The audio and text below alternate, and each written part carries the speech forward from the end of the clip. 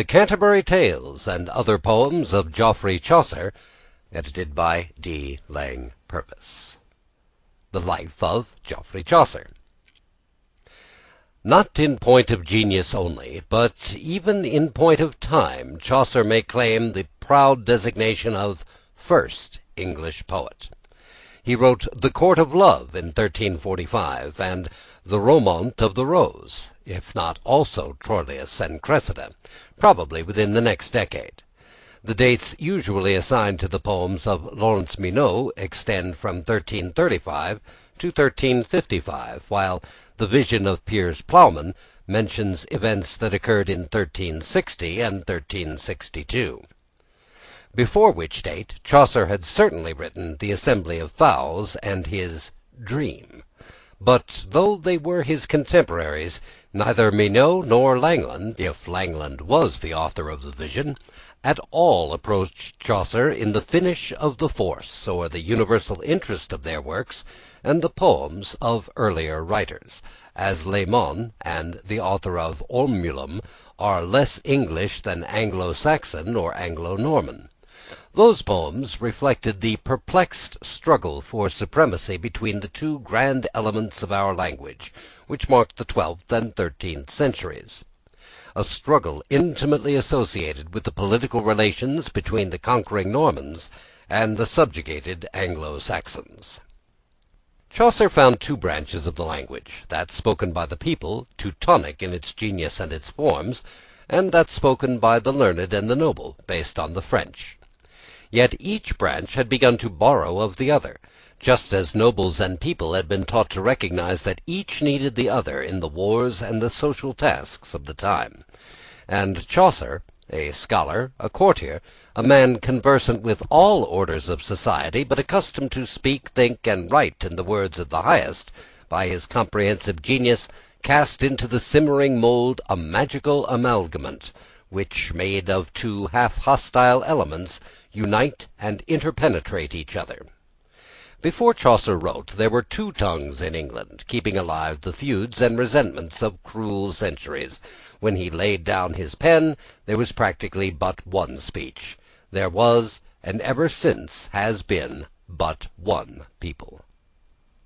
Geoffrey Chaucer, according to the most trustworthy traditions, for authentic testimonies on the subject are wanting, was born in 1328, and London is generally believed to have been his birthplace. It is true that Leland, the biographer of England's first great poet, who lived nearest to his time, not merely speaks of Chaucer as having been born many years later than the date now assigned, but mentions Berkshire or Oxfordshire as the scene of his birth. So great uncertainty have some felt on the latter score, that elaborate parallels have been drawn between Chaucer and Homer, for whose birthplace several cities contended, and whose descent was traced to the demigods.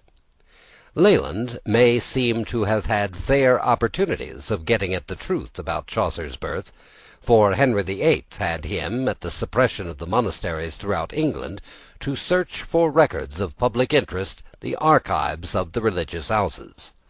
But it may be questioned whether he was likely to find many authentic particulars regarding the personal history of the poet in the quarters which he explored, and Leland's testimony seems to be set aside by Chaucer's own evidence as to his birthplace, and by the contemporary references which make him out an aged man for years preceding the accepted date of his death. In one of his prose works, The Testament of Love, the poet speaks of himself in terms that strongly confirm the claim of London to the honour of giving him birth, for he there mentions the city of London, that is to me so dear and sweet, in which I was forth growed, and more kindly love, says he, have I to that place than to any other in earth, as every kindly creature hath full appetite to that place of his kindly engenderer, and will rest and peace in that place to abide. This tolerably direct evidence is supported, so far as can be at such an interval of time, by the learned Camden. In his Annals of Queen Elizabeth he describes Spenser, who was certainly born in London, as being a fellow citizen of Chaucer's, Edmundus Spenceris, patria Londinicis, Musius adeo aridindibus natus, ut omnes Anglicos superiosus, evi poetas, ne Chaucero quidem concibe excepto supranet. The records of the time notice more than one person of the name of Chaucer who held honourable positions about the court, and though we cannot distinctly trace the poet's relationship with any of these namesakes or antecessors, we find excellent ground of belief that his family or friends stood well at court, in the ease with which Chaucer made his way there, and in his subsequent career. Like his great successor, Spencer, it was the fortune of Chaucer to live under a splendid, chivalrous, and high-spirited reign. 1328 was the second year of Edward III, and, what with Scotch wars, French expeditions, and the strenuous and costly struggle to hold England in a worthy place among the states of Europe, there was sufficient bustle, bold achievement, and high ambition in the period to inspire a poet who was prepared to catch the spirit of the day. It was an age of elaborate courtesy, of high-paced gallantry, of courageous venture, of noble disdain for mean tranquillity, and Chaucer, on the whole a man of peaceful avocations, was penetrated to the depth of his consciousness with the lofty and lovely civil side of that brilliant and restless military period. No record of his youthful years, however, remains to us. If we believe that on the age of 18 he was a student at Cambridge, it is only on the strength of a reference in his Court of Love, where the narrator is made to say that his name is Philogenet, of Cambridge clerk, while he had already told us that when he stirred to seek the court of Cupid he was at 18 years of age. According to Leland, however, he was educated at Oxford, proceeding thence to France and the Netherlands to finish his studies, but there remains no certain evidence of his having belonged to either university. At the same time, it is not doubted that his family was of good condition, and whether or not we accept the assertion that his father held the rank of knighthood, rejecting the hypothesis that made him a merchant or a vintner at the corner of Curtain Lane, it is plain from Chaucer's whole career that he had introductions to public life and recommendations to courtly favour wholly independent of his genius.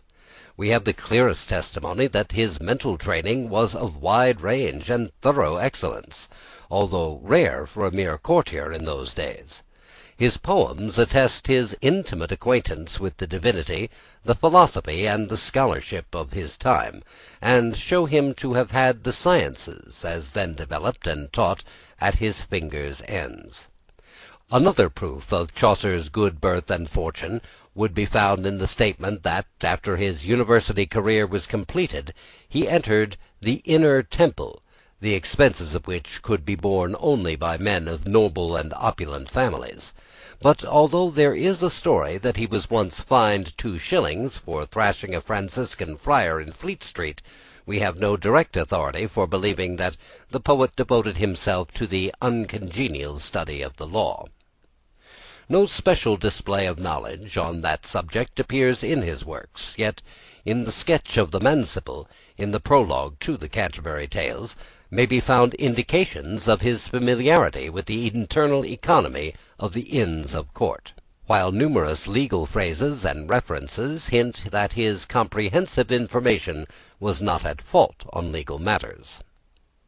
Leland says that he quitted the university a ready logician, a smooth rhetorician, a pleasant poet, a grave philosopher, an ingenious mathematician, and a holy divine, and by all accounts, when Geoffrey Chaucer comes before us authentically for the first time, at the age of 31, he was possessed of knowledge and accomplishments far beyond the common standard of his day. Chaucer at this period possessed also other qualities fitted to recommend him to favour in a court like that of Edward III.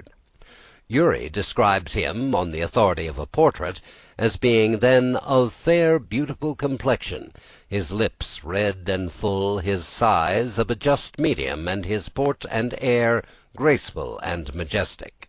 So continues the ardent biographer, so every ornament that could claim the approbation of the great and fair, his abilities to record the valour of the one and celebrate the beauty of the other, and his wit and gentle behaviour to converse with both, conspired to make him a complete courtier. If we believe that his Court of Love had received such publicity as the literary media of the time allowed in the somewhat narrow and select literary world, not to speak of Troilus and Cressida, which, as Lydgate mentions, is first among Chaucer's works, some have supposed to be a youthful production. We find a third and not less powerful recommendation to the favour of the great co-operating with his learning and his gallant bearing. Elsewhere, reasons have been shown for doubt whether Troilus and Cressida should not be assigned to a later period of Chaucer's life, but very little is positively known about the dates and sequence of his various works.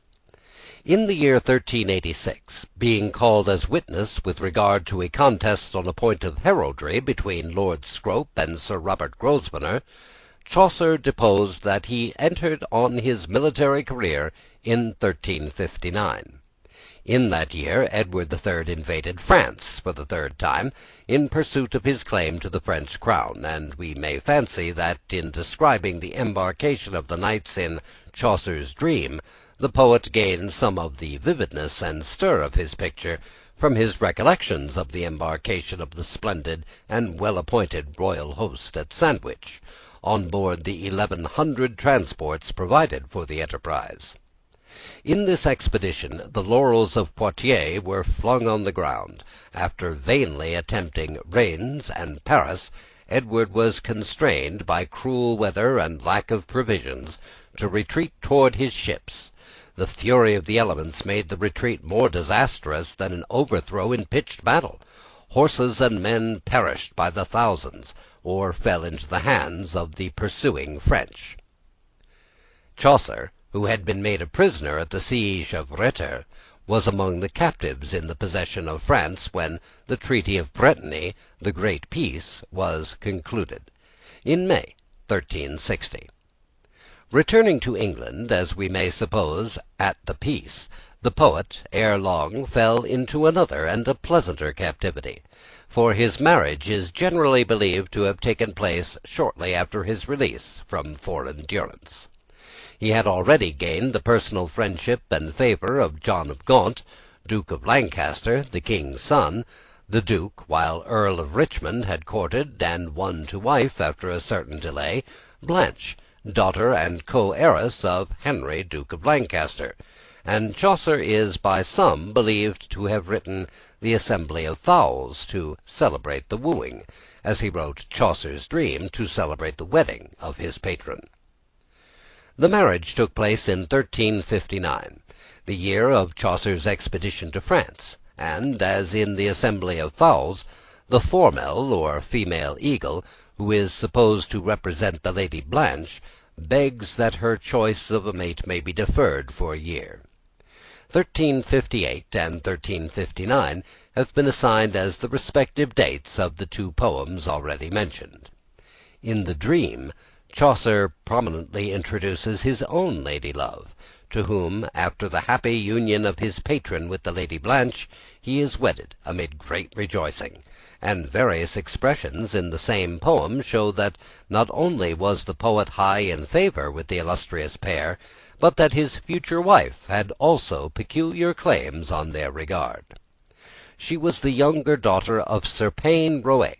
a native of Hainault, who had, like many of his countrymen, been attracted to England by the example and patronage of Queen Philippa. The favourite attendant on the Lady Blanche was her elder sister, Catherine, subsequently married to Sir Hugh Swynford, a gentleman of Lincolnshire, and destined, after the death of Blanche, to be in succession governess of her children, mistress of John of Gaunt, and lawfully wedded Duchess of Lancaster. It is quite sufficient proof that Chaucer's position at court was of no mean consequence, to find that his wife, the sister of the future Duchess of Lancaster, was one of the royal maids of honour, and even, as Sir Harris Nicolas conjectures, a goddaughter of the Queen, for her name was also Philippa.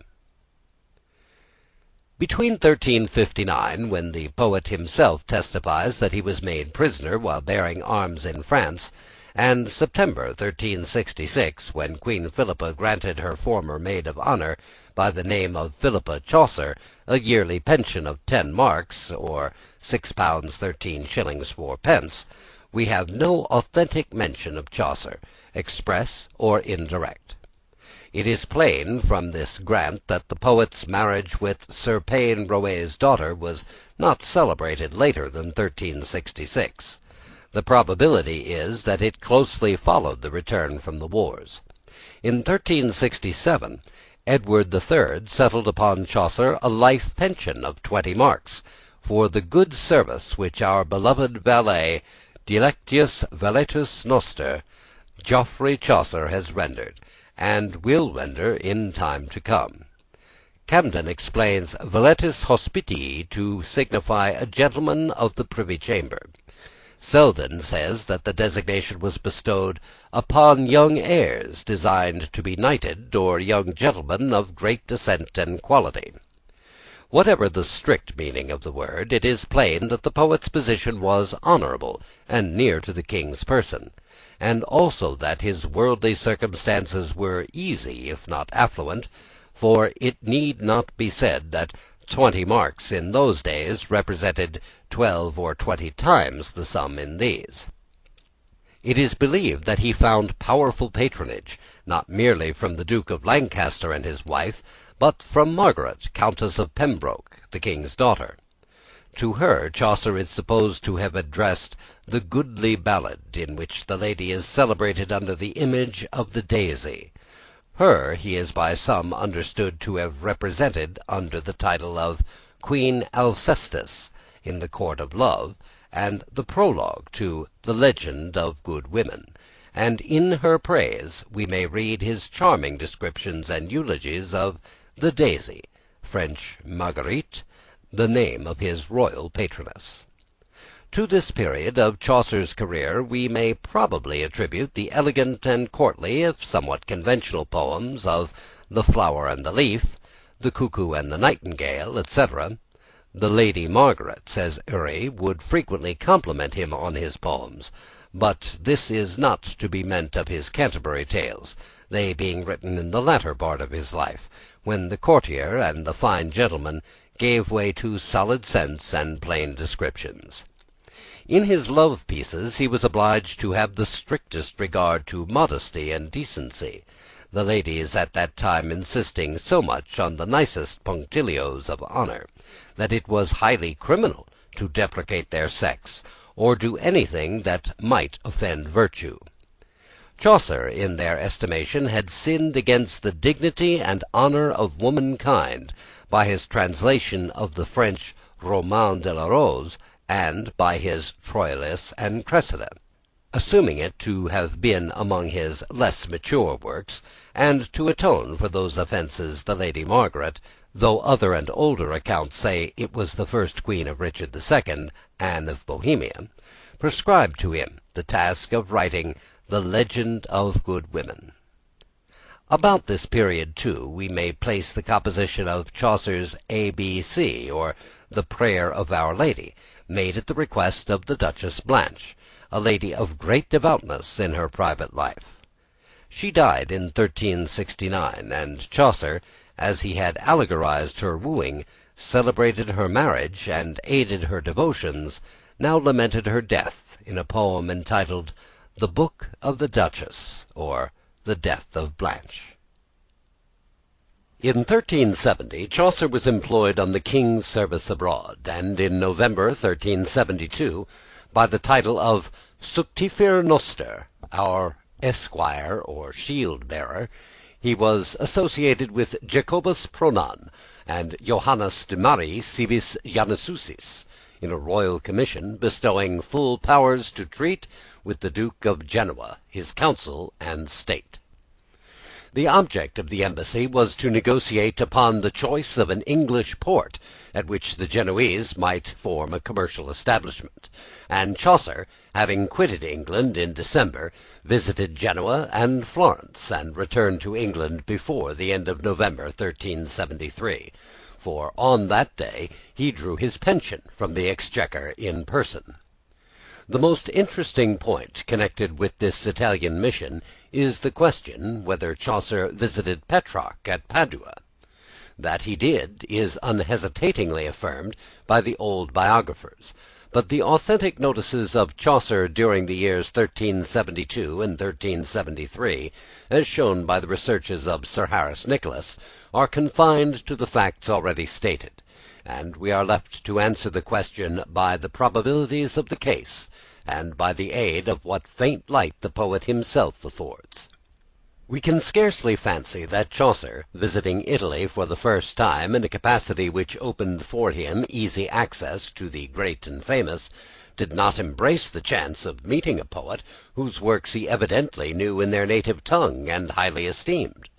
With Mr. Wright we are strongly disinclined to believe that Chaucer did not profit by the opportunity of improving his acquaintance with the poetry, if not the poets, of the country he thus visited, whose influence was now being felt on the literature of most countries of Western Europe. That Chaucer was familiar with the Italian language appears not merely from his repeated selection as envoy to Italian states, but by many passages in his poetry, from Assembly of Fowls to the Canterbury Tales. In the opening of the first poem there is a striking parallel to Dante's inscription on the gate of hell. The first song of Troilus, in Troilus and Cressida, is a nearly literal translation of Petrarch's 88th sonnet. In the prologue to The Legend of Good Women there is a reference to Dante which can hardly have reached the poet at second hand, and in Chaucer's great work, as in The Wife of Bath's Tale and The Monk's Tale, direct reference by name is made to Dante, the wise poet of Florence, the great poet of Italy, as the source whence the author has quoted. When we consider the poet's high place in literature and at court, which could not fail to make him free of the hospitalities of the brilliant little Lombard states, his familiarity with the tongue and the works of Italy's greatest bards, dead and living, the reverential regard which he paid to the memory of great poets, of which we have examples in The House of Fame and at the close of Troilus and Cressida, along with his own testimony in the prologue to The Clerk's Tale, we cannot fail to construe that testimony as a declaration that the tale was actually told to Chaucer by the lips of Petrarch in 1373, the very year in which Petrarch translated it into Latin from Boccaccio's Decameron. Mr. Bell notes the objection to this interpretation, that the words are put into the mouth not of the poet but of the clerk, and meets it by the counter-objection that the clerk, being a purely imaginary personage, could not have learned the story at Padua from Petrarch, and therefore that Chaucer must have departed from the dramatic assumption maintained in the rest of the dialogue. Instances could be adduced from Chaucer's writings to show that such a sudden departure from the dramatic assumption would not be unexampled. Witness the aside in The Wife of Bath's prologue, where, after the jolly dame has asserted that half so boldly where can no man swear and lie as woman can, the poet hastens to interpose in his own person these two lines: I say not this by wives that be wise, but if it be when they them misadvise. And again in the prologue of The Legend of Good Women, from a description of the daisy: she is the clearness and the very light that in this dark world me guides and leads. The poet, in the very next line, slides into an address to his lady: the heart within my sorrowful heart you dreads and loves so sore, that ye be verily the mistress of my wit, and nothing I. When, therefore, the Clerk of Oxford is made to say that he will tell a tale, The which that I learned at Padua of a worthy clerk, as proved by his words and his work, he is now dead and nailed in his chest. I pray to God give his soul good rest. Francis Petrarch, the laureate poet, hight this clerk, whose rhetoric so sweet illumined all Italy of poetry. But forth to tellen of this worthy man that taught me this tale, as I began. We may without violent effort believe that Chaucer speaks in his own person, though dramatically the words are on the clerk's lips. And the belief is not impaired by the sorrowful way in which the clerk lingers on Petrarch's death, which would be less intelligible if the fictitious narrator had only read the story in the Latin translation than if we suppose the news of Petrarch's death at Arcueil in July of 1374 to have closely followed Chaucer to England, and to have cruelly and irresistibly mingled itself with our poet's personal recollections of his great Italian contemporary. Nor must we regard as without significance the manner in which the clerk is made to distinguish between the body of Petrarch's tale and the fashion in which it was set forth in writing, with a poem that seemed a thing impertinent, save that the poet had chosen in that way to convey his matter, told or taught so much more directly and simply by word of mouth. It is impossible to pronounce positively on the subject. The question whether Chaucer saw Petrarch in 1373 must therefore remain a moot point, so long as we have only our present information, but fancy loves to dwell on the thought of the two poets conversing under the vines at Arcueil, and we find in the history and the writings of Chaucer nothing to contradict, a good deal to countenance, the belief that such a meeting occurred. Though we have no express record, we have indirect testimony that Chaucer's Genoese mission was discharged satisfactorily, for on the 23rd of April, 1374, Edward III grants at Windsor to the poet, by the title of our beloved squire, dilecto armigero nostro, unum saecer, vini, one pitcher of wine, daily, to be perceived in the port of London, a grant which, on the analogy of more modern usage, might be held equivalent to Chaucer's appointment as poet laureate. When we find that soon afterwards the grant was commuted for a money payment of 20 marks per annum, we need not conclude that Chaucer's circumstances were poor, for it may be easily supposed that the daily perception of such an article of income was attended with considerable prosaic inconvenience. A permanent provision for Chaucer was made on the 8th of June, 1374, when he was appointed Controller of the Customs in the port of London, for the lucrative imports of wools, skins, or wool fells and tanned hides, on condition that he should fulfil the duties of that office in person, and not by deputy, and should write out the accounts with his own hand.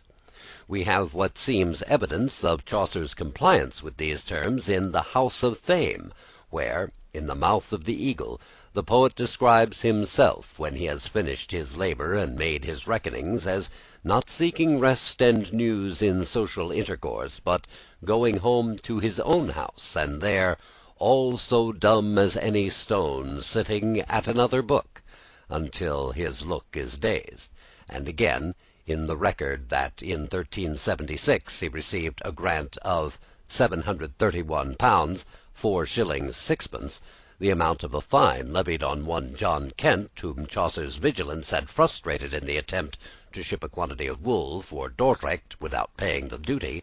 the seemingly derogatory condition that the controller should write out the accounts or rolls (rotulos) of the office with his own hand, appears to have been designed or treated as merely formal. No records in Chaucer's handwriting are known to exist, which could hardly be the case if, for the 12 years of his controllership, 1374 through 1386, he had duly complied with the condition, and during that period he was more than once employed abroad, so that the condition was evidently regarded as a formality even by those who had imposed it.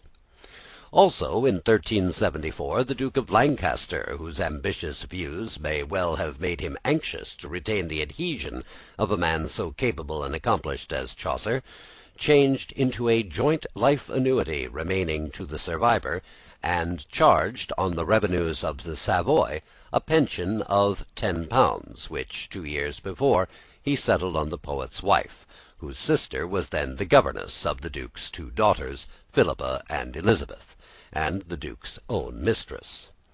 Another proof of Chaucer's personal reputation and high court favour at the time is his selection in 1375 as ward to the son of Sir Edmund Staplegate of Bilsington in Kent, a charge on the surrender of which the guardian received no less a sum than £104. We find Chaucer in 1376 again employed in a foreign mission. In 1377, the last year of Edward III, he was sent to Flanders with Sir Thomas Percy, afterwards Earl of Worcester, for the purpose of obtaining a prolongation of the truce, and in January 1378 he was associated with Sir Guichard d'Angle and his commissioners to pursue certain negotiations for a marriage between Princess Mary of France and the young King Richard II, which had been set on foot before the death of Edward III. The negotiation, however, proved fruitless, and in May of 1378 Chaucer was selected to accompany Sir John Berkeley on a mission to the court of Bernardo Visconti, Duke of Milan, with the view, it is supposed, of concerting military plans against the outbreak of war with France. The new king, meantime, had shown that he was not insensible to Chaucer's merit, or to the influence of his tutor and the poet's patron, the Duke of Lancaster, for Richard II confirmed to Chaucer his pension of 20 marks, along with an equal annual sum, for which the daily pitcher of wine, granted in 1374, had been commuted. Before his departure for Lombardy, Chaucer, still holding his post in the customs, selected 2 representatives or trustees to protect his estate against legal proceedings in his absence, or to sue in his name defaulters and offenders against the imports which he was charged to enforce.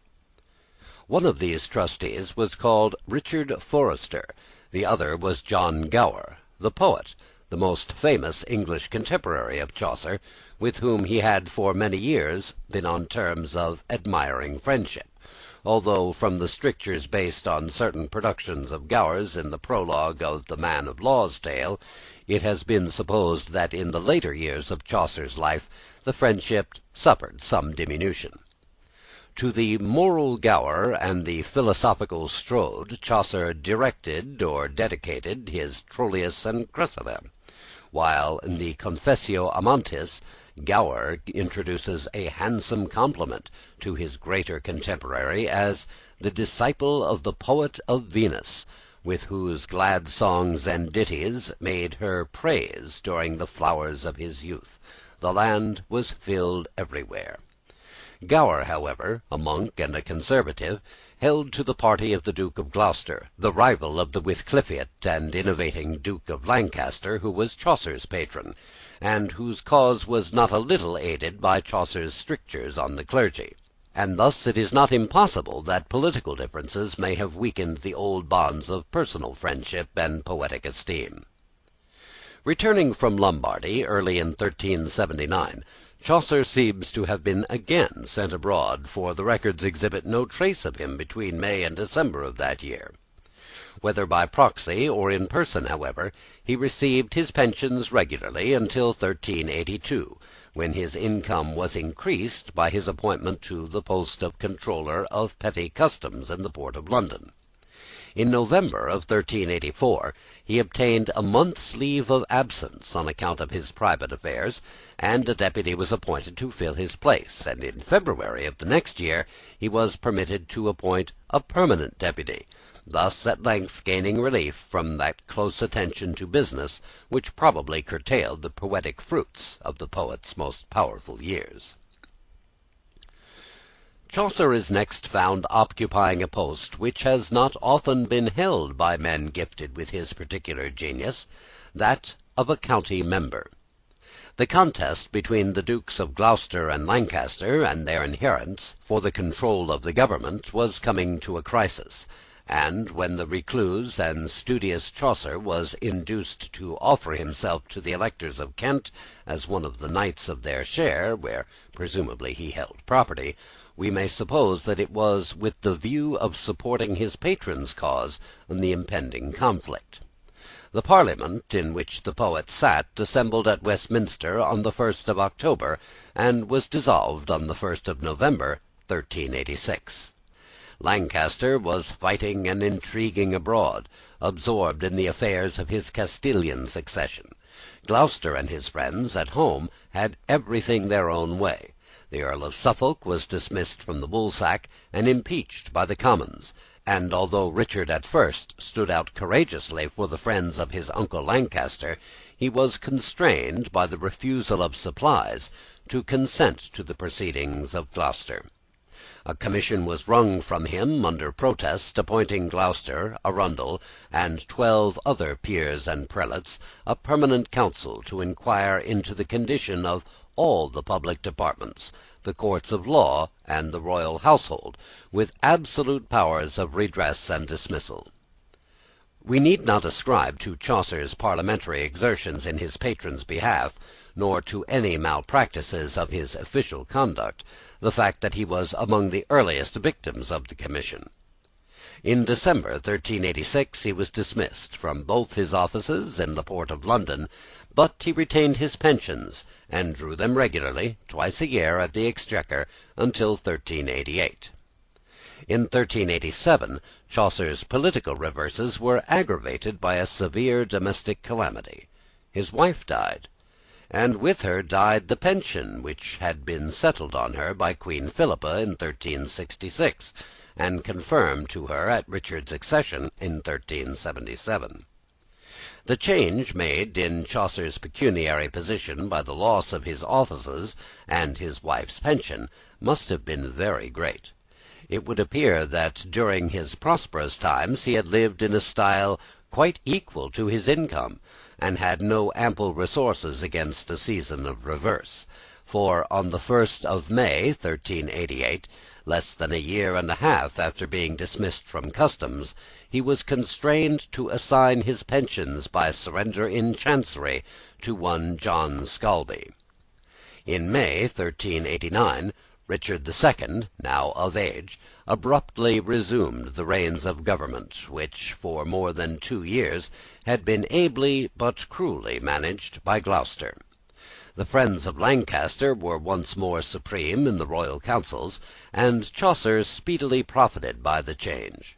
On the 12th of July he was appointed Clerk of the King's Works at the Palace of Westminster, the Tower, the royal manors of Kennington, Eltham, Clarendon, Sheen, Byfleet, Children Langley, and Feckenham, the castle at Berkhamsted, the Royal Lodge at Hathenberg in the New Forest, the lodges in the parks of Clarendon, Children Langley, and Feckenham, and the mews for the King's falcons at Charing Cross. He received a salary of 2 shillings per day, and was allowed to perform the duties by deputy. For some reason unknown, Chaucer held this lucrative office little more than 2 years, quitting it before the 16th of September 1391, at which date it had passed into the hands of one John Gedney. The next 2 years and a half are blank, so far as authentic records are concerned. Chaucer is supposed to have passed them in retirement, probably devoting them principally to the composition of the Canterbury Tales. In February 1394 the king conferred upon him a grant of £20 a year for life, but he seems to have had no other source of income, and to have become embarrassed by debt, for frequent memoranda of small advances on his pension show that his circumstances were, in comparison, greatly reduced. Things appear to have grown worse and worse for the poet, for in May 1398 he was compelled to obtain from the king letters of protection against arrest, extending over a term of 2 years. Not for the first time, it is true, for similar documents had been issued at the beginning of Richard's reign, but at that time Chaucer's missions abroad, and his responsible duties in the port of London may have furnished reasons for securing him against annoyance or frivolous prosecution, which were wholly wanting at a later date. In 1398 fortune began again to smile on him. He received a royal grant of a tun of wine annually, the value being about £4. Next year Richard II, having been deposed by the son of John of Gaunt, Henry of Bolingbroke, Duke of Lancaster, the new king, 4 days after his accession, bestowed on Chaucer a grant of 40 marks, £26, 13 shillings 4pence per annum, in addition to the pension of £20 conferred by Richard II in 1394. But the poet, now 71 years of age, and probably broken down by the reverses of the past few years, was not destined long to enjoy his renewed prosperity. On Christmas Eve of 1399 he entered on the possession of a house in the garden of the chapel of the Blessed Mary of Westminster, near to the present site of Henry VII's chapel, having obtained a lease from Robert Hermodesworth, the monk of the adjacent convent, for 53 years, at an annual rent of 4 marks, £2, 13 shillings 4pence. Until the 1st of March, 1400, Chaucer drew his pensions in person. Then they were received for him by another hand, and on the 25th of October in the same year he died, at the age of 72. The only lights thrown by his poems on the closing days are furnished in a little ballad called Good Counsel of Chaucer, which, though they were said to have been written when upon his deathbed lying in his great anguish, breathes the very spirit of courage, resignation, and philosophic calm, and by the retractation at the end of the Canterbury Tales, which, if it was not foisted in by monkish transcribers, may be supposed the effect of Chaucer's regrets and self-reproaches on that solemn review of his life-work, which the close approach of death compelled. The poet was buried in Westminster Abbey, and not many years after his death a slab was placed on a pillar near his grave, bearing the lines taken from the epitaph or eulogy made by Stephanus Sigorius of Milan at the request of Caxton: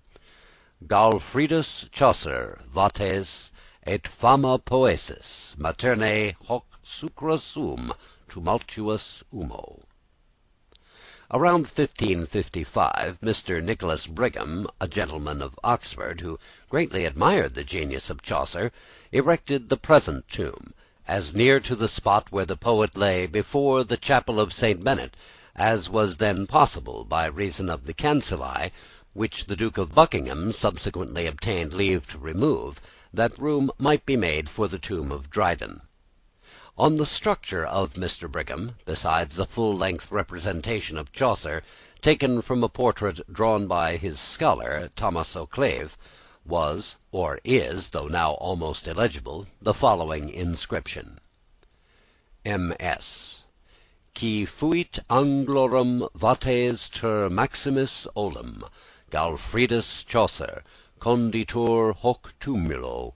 annum si queres domini, si tempora vitae, ecce notae substunt, que tibi chunca notant.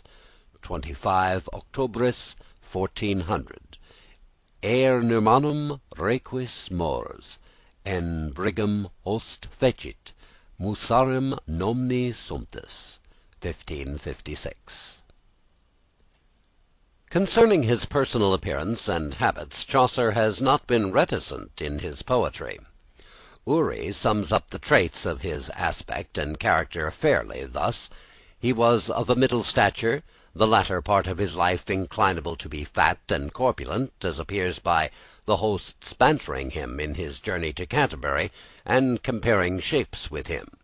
His face was fleshy, his features just and regular, his complexion fair and somewhat pale, his hair of a dusky yellow, short and thin, the hair of his beard in 2 forked tufts of a wheat colour,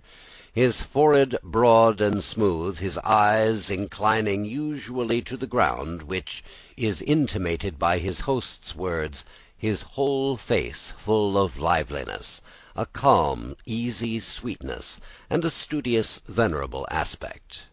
As to his temper, he was a mixture of the gay, the modest, and the grave. The sprightliness of his humour was more distinguished by his writings than by his appearance, which gave occasion to Margaret, Countess of Pembroke, often to rally him upon his silent modesty in company, telling him that his absence was more agreeable to her than his conversation, since the first was productive of agreeable pieces of wit in his writings.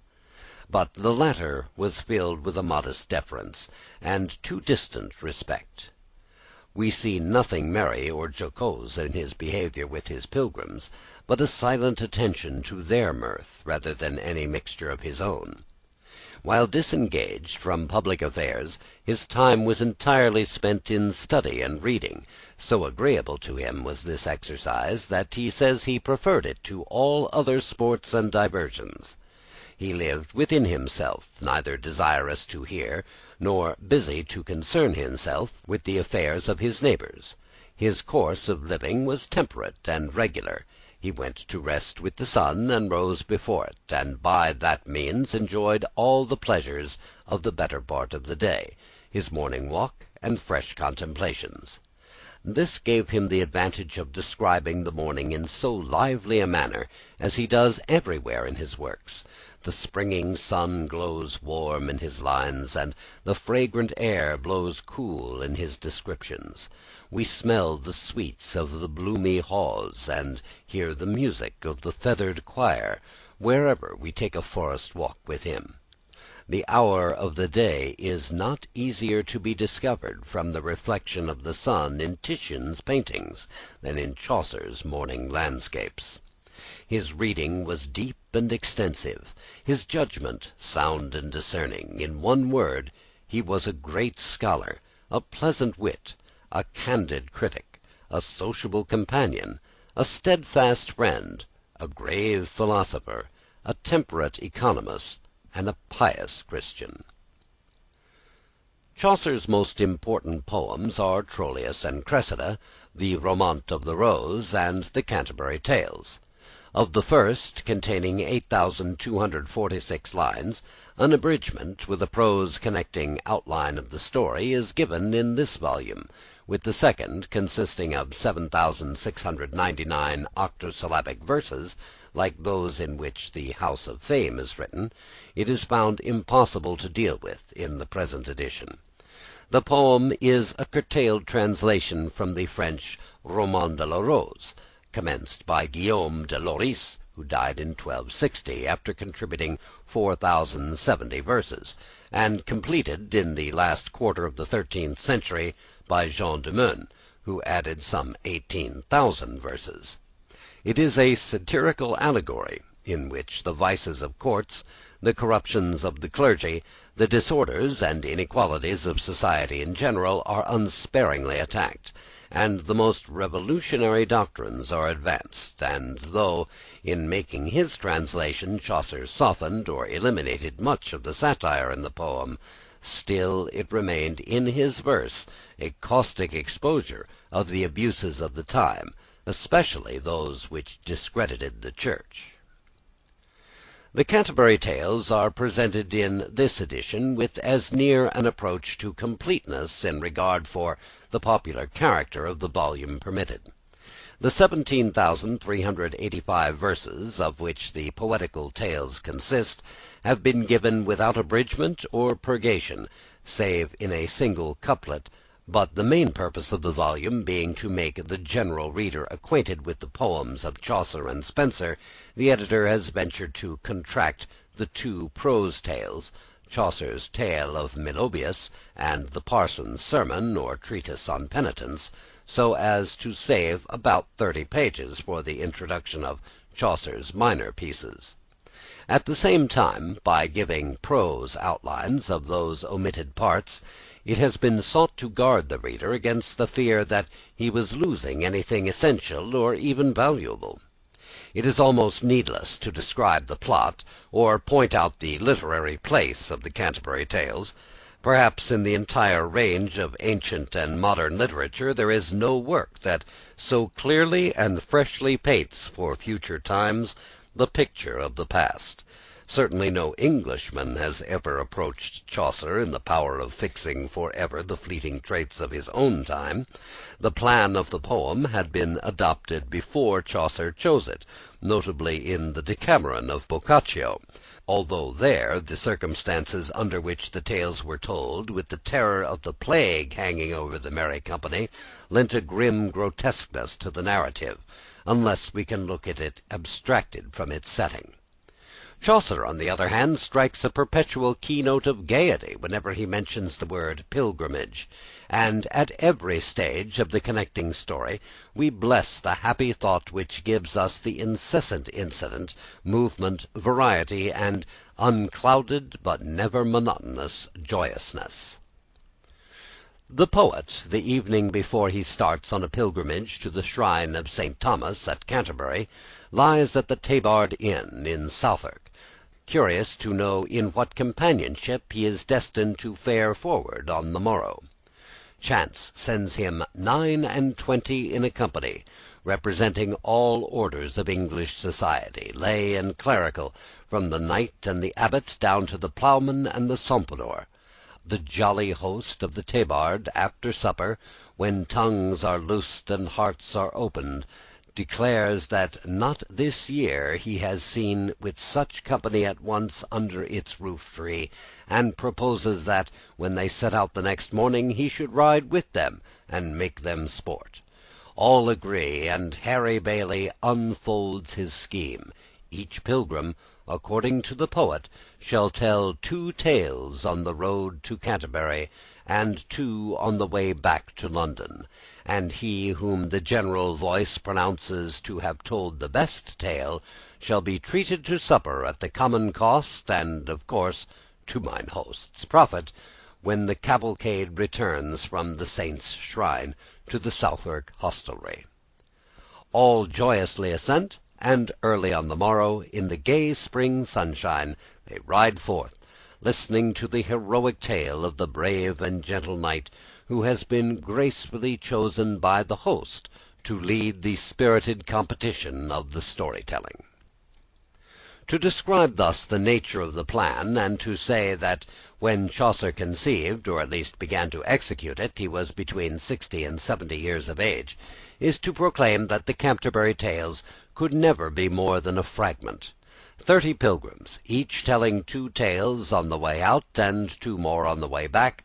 That makes 120 tales, to say nothing of the prologue, the description of the journey, the occurrences at Canterbury, and all the remnant of their pilgrimage, which Chaucer also undertook.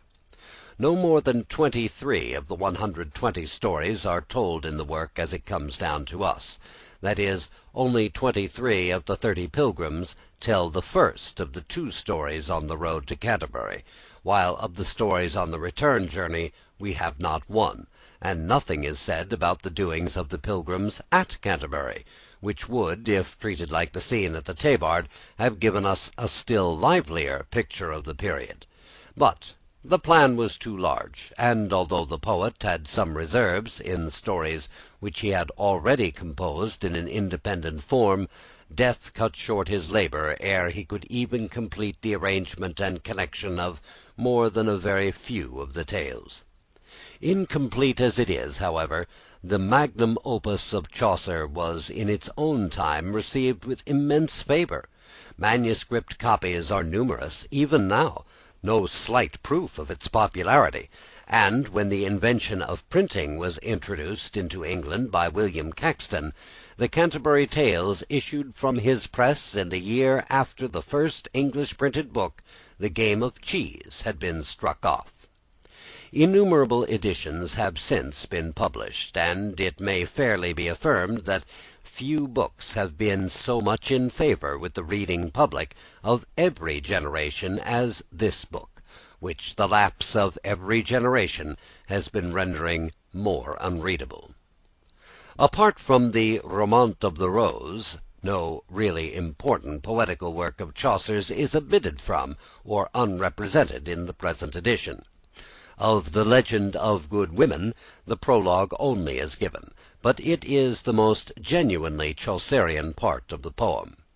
Of the court of love, 3/4 are here presented. Of the assembly of fowls, the cuckoo and the nightingale, the flower and the leaf, all of Chaucer's dream, 1/4 of the house of fame, 2/3, and of the minor poems such a selection as may give an idea of Chaucer's power in the occasional department of verse. Necessarily, no space whatever could be given to Chaucer's prose works. His translation of Boethius's treatise on the consolation of philosophy, his treatise on the astrolabe, written for the use of his son Lewis, and his testament of love, composed in his later years, and reflecting the troubles that then beset the poet. If, after studying in a simplified form the salient works of England's first great bard, the reader is tempted to regret that he was not introduced to a wider acquaintance with the author, the purpose of the editor will have been more than attained. The plan of the volume does not demand an elaborate examination into the state of our language when Chaucer wrote, or the nice questions of grammatical and metrical structure which conspire with the obsolete orthography to make his poems a sealed book for the masses. The most important element in the proper reading of Chaucer's verses, whether written in the decasyllabic or heroic metre, which he introduced to our literature, or in the octosyllabic measure used with such animated effect in The House of Fame, Chaucer's Dream, etc., is the sounding of the terminal e, where it is now silent. The letter is still valid in French poetry, and Chaucer's lines can be scanned only by reading them as we would read Racine's or Molière's. The terminal e played an important part in grammar. In many cases it was a sign of the infinitive, the n being dropped from the end. At other times it pointed the distinction between singular and plural, between adjective and adverb. The pages that follow, however, being prepared from the modern English point of view, necessarily no account is taken of these distinctions, and the now silent e has been retained in the text of Chaucer only when required by the modern spelling or the exigencies of metre. Before a word beginning with a vowel, or with the letter h, the final e was almost without exception mute, and in such cases, in the plural forms and infinitives of verbs, the terminal n was generally retained for the sake of euphony. No reader who is acquainted with the French language will find it hard to fall into Chaucer's accentuation, while, for such as are not, a simple perusal of the text according to the rules of modern verse should remove every difficulty. So ends The Life of Geoffrey Chaucer, from the Canterbury Tales and Other Poems of Geoffrey Chaucer, edited by D. Lang Purvis.